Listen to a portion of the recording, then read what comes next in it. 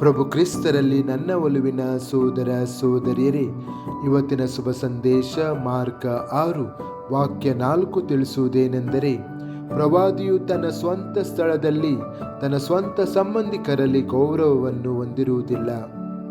ಚಿಂತನೆ: ಪರಿಚಿತತೆಯು ಜನರನ್ನು ದೇವರ ಕೆಲಸಕ್ಕೆ ಕುರುಡರನ್ನಾಗಿ ಮಾಡುತ್ತದೆ ಎಂದು ಯೇಸು ನಮಗೆ ನೆನಪಿಸುತ್ತಾನೆ. ಬಾಲ್ಯದಿಂದಲೂ ಅವನನ್ನು ತಿಳಿದಿದ್ದವರು ಅವನ ಬುದ್ಧಿವಂತಿಕೆ ಮತ್ತು ಶಕ್ತಿಯನ್ನು ಸ್ವೀಕರಿಸಲು ಎಣಗಾಡಿದರು. ಹಾಗಾಗಿ ನಾವು ಸಹ ಸಾಮಾನ್ಯ ಜನರ ಮೂಲಕ ಅಥವಾ ಪರಿಚಿತ ಸನ್ನಿವೇಶಗಳ ಮೂಲಕ ದೇವರು ಮಾತನಾಡುವುದನ್ನು ಗುರುತಿಸಲು ವಿಫಲರಾಗುತ್ತೇವೆ.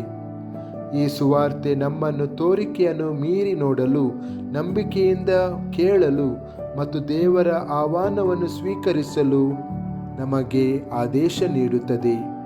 ಪ್ರಾರ್ಥನೆ: ಕರ್ತನಾದ ಯೇಸುವೆ, ನಮ್ಮ ಜೀವನದ ಪರಿಚಿತ ಕ್ಷಣಗಳಲ್ಲಿ ನಿಮ್ಮ ಧ್ವನಿಯನ್ನು ಗುರುತಿಸಲು ನಮ್ಮ ಹೃದಯಗಳನ್ನು ತೆರೆಯಿರಿ. ನಮ್ಮ ಹೆಮ್ಮೆ ಮತ್ತು ಪೂರ್ವಗ್ರಹವನ್ನು ತೆಗೆದುಹಾಕಿರಿ ಮತ್ತು ಇತರರಲ್ಲಿ ನಮ್ಮ ಕೆಲಸವನ್ನು ಗೌರವಿಸಲು ನಮಗೆ ಅನುಗ್ರಹ ನೀಡಿರಿ. ನಮ್ರತೆ ಮತ್ತು ನಂಬಿಕೆಯಿಂದ ನಿಮ್ಮ ಸತ್ಯವನ್ನು ಸ್ವೀಕರಿಸಲು ನಮಗೆ ಸಹಾಯ ಮಾಡಿರಿ. ಆಮೆನ್.